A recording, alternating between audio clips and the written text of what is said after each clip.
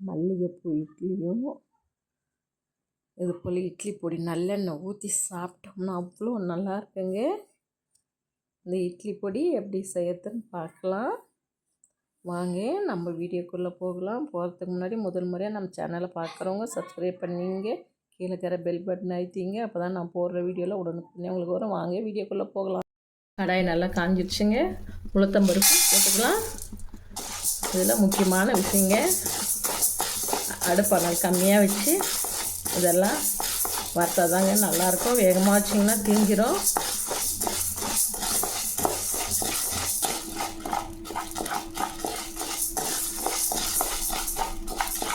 இது போல் கலர் மாறுற மாதிரி வறுத்துக்கணும். இதை நம்ம இன்னொரு பாத்திரத்துக்கு மாற்றிக்கலாங்க. கடலைப்பருப்பு உளுத்தம்பருப்பு அரை கப்பு போட்டோம், கடலைப்பருப்பு 1/4 கப்பு.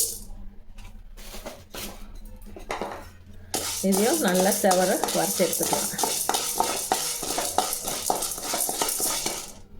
கடலைப்பருப்பும் நல்லா சிவந்துடுச்சு. இப்போது வேறு ஒரு பாத்திரத்துக்கு இதையும் மாற்றிக்கலாம். கடலை ஒரு அரை கப்பு. இது லைட்டாக சூடு ஏறினா போதும். கடலை நல்லா சூடு ஏறிடுச்சு. இப்போ வேறு ஒரு பாத்திரத்துக்கு மாற்றிக்கலாம். எள்ளு ஒரு 1/4 கப்பு.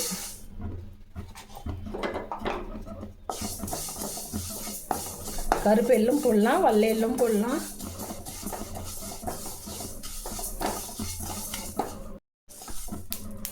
நல்லா இது போல் பொரியுது பாருங்கள். இந்த ஸ்டேஜில் நம்ம வேறு ஒரு பாத்திரத்துக்கு மாற்றிக்கலாம். இப்போது வேர்க்கடலை அரை கப்பு போட்டுக்கலாம்.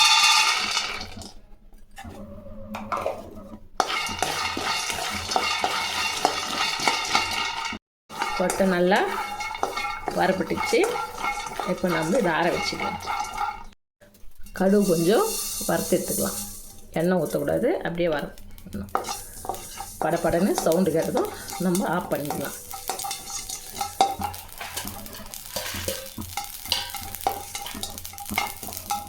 பொரியுது பாருங்கள். வேறு ஒரு பாத்திரத்துக்கு மாற்றிக்கலாம். மிளகாய் போட்டு வறுத்துக்கலாம். காம்பு நான் கிள்ளலை, அந்த விதெல்லாம் அதில் கொட்டிக்கணிட்டு வறுத்துட்டு காம்பு எடுத்துக்கலாம்.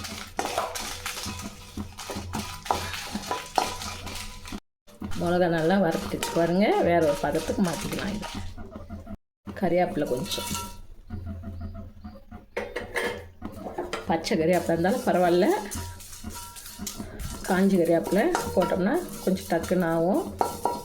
இதையும் வறுத்து எடுத்துக்கலாம். இதே நிறைய கறிவேப்பிலை போடக்கூடாது, கறிவேப்பிலை வாசனை வரும். சும்மா லைட்டாக அந்த மணத்துக்கு மட்டும். இந்த அளவுக்கு வறுத்தோம்னா போதும். பாருங்கள், தொட்டோம்னா பொடி பொடியாக போட்டு பாருங்கள். இந்த மாதிரி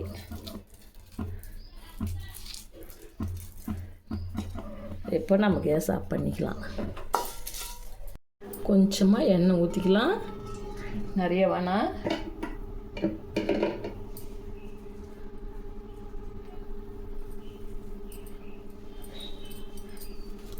ஒரு 6 பூண்டு பல் தோல் எடுத்து வச்சுக்கிறேன். இதை போட்டு வறுத்துக்கலாம். பூண்டு பிடிக்கிறவங்க போட்டுங்க, பூண்டு பிடிக்காதவங்க போட தேவையில்லை, போடாதையும் செய்யலாம். இது போட்டால் இன்னும் நல்லா மணமாக இருக்குது. நல்லா இது போல் பொன் நிறமாக வறுக்கணுங்க.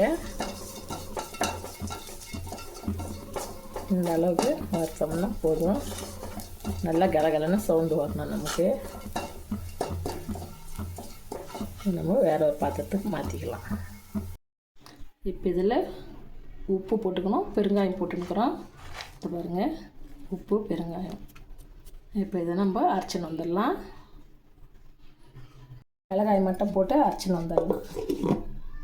மிளகாய் ஒன்று மதியமாக அரைச்சிக்கணும். அதுலேயே இப்போது நம்ம வறுத்து வச்சுக்கிற பொருளெல்லாம் சேர்த்துக்கலாம்.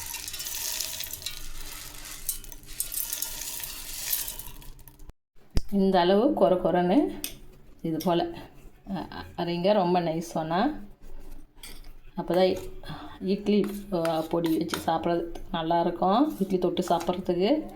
இதில் நம்ம இன்னொரு பொருள் சேர்க்கணும்.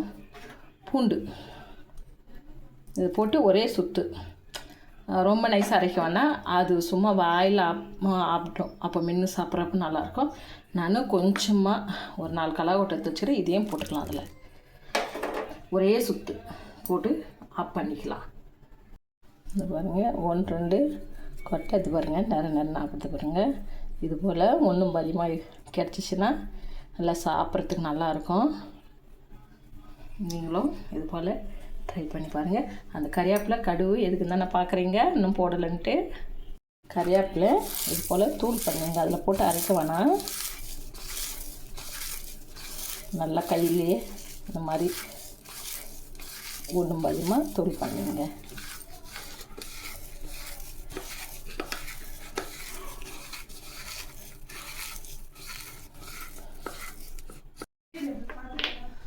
இந்த கறிவேப்பிலை பொடி லைட்டாக அப்படி தூவிக்கலாம். அது கூடவே கடுகு நம்ம வறுத்து வச்சுருந்தோம்ல, அதே இதில் சேர்த்துக்கலாம். இதை கலந்து விட்டுக்கலாம். நம்ம